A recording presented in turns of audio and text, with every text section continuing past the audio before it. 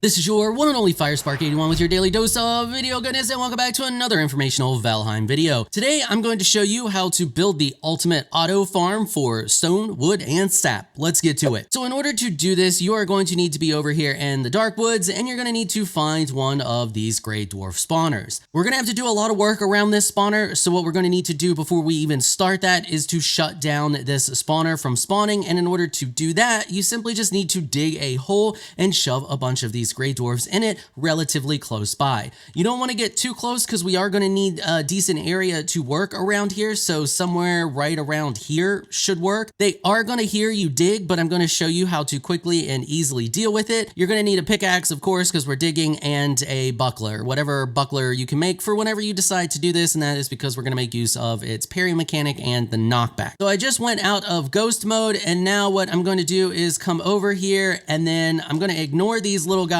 Hopefully when you go to do this, you'll have enough armor that you can actually ignore those guys, and we are going to start to dig. And now that we've got a bunch of them over here, what you want to do is make sure you kite them close to the spawner and not away from the spawner. If you kite them away from the spawner, it allows the spawner to spawn even more, which is what you don't want to happen. You want it to shut down and to stop spawning.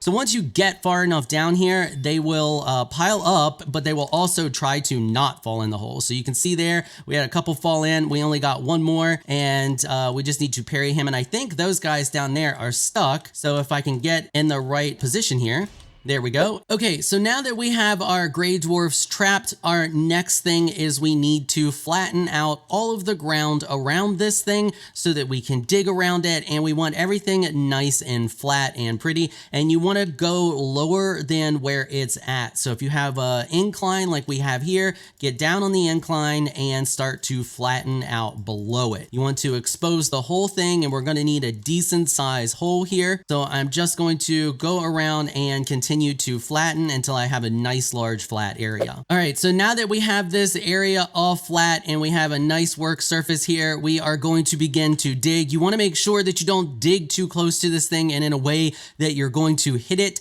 So you can see here, if I fly up over top, it's kind of a T shape. So it goes like this, and then there's part of it there, and then it comes over here. You're fine to start to dig like right here in between it. You shouldn't hit anything, and you want to just start to dig down. Once we get down below it, then we will begin to dig out around it from down below. So we have one hole here. Now what I'm going to do is come over to the other side so I know where I'm going to connect them up at when I run into them, and you'll see this will make sense here in a second, and I'm going to begin to dig again. We don't really need the top of the hole to be any bigger than the area that the spawner takes up. Now you should have two holes that look like this. Now what we can do is we can just come down here and we can dig across this way, and this will allow us to make a pretty decent square hole. All right, so at this point you should have something that looks something like this. Now what we're going to do is we are going to come down here and we're just going to flatten everything out. We're going to make some more changes to the dirt. Make sure you keep all of the stone that you kept. You're going to need it, but we're just going to start by flattening everything out down here so we have a nice work area. Everything's clean and we can see what's going on. Now we're going to find the center. Just look straight up till you get about the center. That looks like the center there.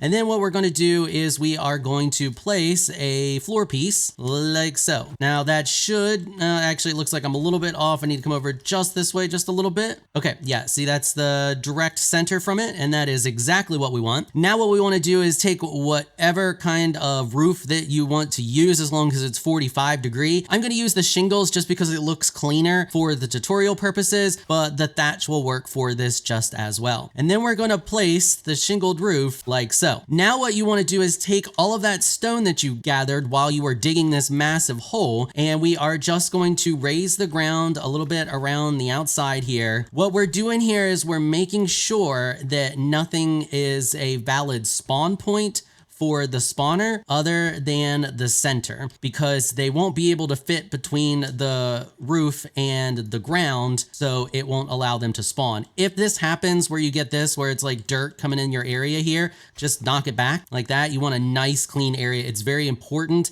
that you don't have any dirt around this, because this is what causes them to slide down. So now you should have something that looks like this. We got a little bit more in here. I'm just going to kind of fill this in just a little bit there and a little bit there, and I'm going to come back over here there and give that a little knock out of there like so. And yeah, that's looking pretty good. Now what you want to do is you want to repeat that. We're going to do the same thing. We are going to place a roof like this, and it doesn't matter if it's off center from your hole. So you can see here, this doesn't look the best right here. You can clean this up. The roof goes into the side of the wall a little bit. That doesn't really matter. What matters is the foundation that we're laying out here. You can go back through and change things and make things pretty after the fact. So now that we have this, we're going to raise the ground again in each of these spots. You want to raise the corners a little higher than you think you need to raise them. So go one more than what you're raising the outside or the sides. So we're going to do that. We're going to raise the corner one more. We're going to give that a little raise right there. Okay. Once again, if you run into anything like this where the land is through the floor a little bit, just go through and knock it down with your pickaxe. And you don't have to be super precise with everything. It looks for a pretty specific area in order to spawn things. So if there's a little bit of a gap, it's fine. You should be all right. If you find things are spawning there, you can just go back through and make changes after the fact. All right, so now that we have that part done and we're looking, you want to look something like this, you can see what we have going on there. The next thing we are going to do is we are going to fill in the corners here, and we're just going to do that. Snap these pieces in like so, and we're creating a giant funnel basically.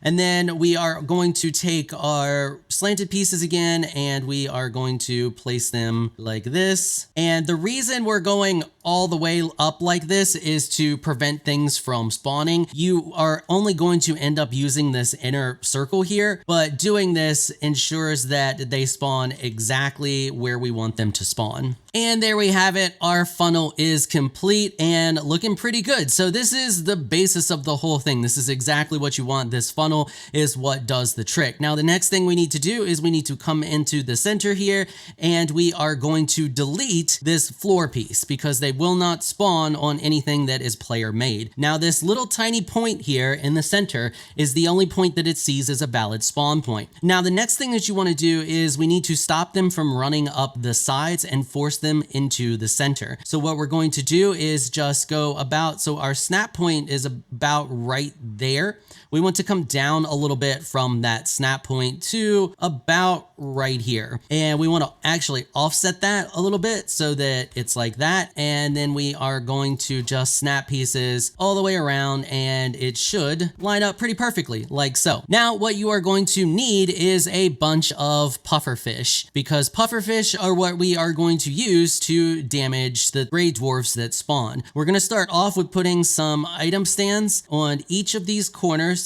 going around the outside like you see here. Then we are going to swap over to the flat item stand, and we are going to put one in that corner and one in that corner. And then we are going to look at them and place puffer fish on all of them. All right, and that should do it. If you want, if you have the puffer fish, I tried to do this with as limited as possible. You can actually do it with just two in the middle, but they do sometimes run up on the sides and get stuck without dying. The higher level ones won't die right away. So having these on the sides helps ensure that they do continue to take damage. But if you have more pufferfish, you can actually put one on each of the sides here, because when they spawn in the middle, they will continue to get damaged, as you saw there. So if you have the extra pufferfish, you can place them like so. Now you need to come back over here to the hole where you have your gray dwarves at, and you're just going to delete them all. Now, if you've done everything right, it should start spawning gray dwarves down there in the center of your funnel. And there we go. We just had our first gray dwarf pop in down there, and you can see he is taking damage and he's dead. So I've let things run for a little bit. You can see we have a ton of goodies down there. All I have to do is jump down in there and collect up everything and jump back out, because it's easy for us to jump in and out of there, and it's not easy for them. You can see I got trophies, I got eyes,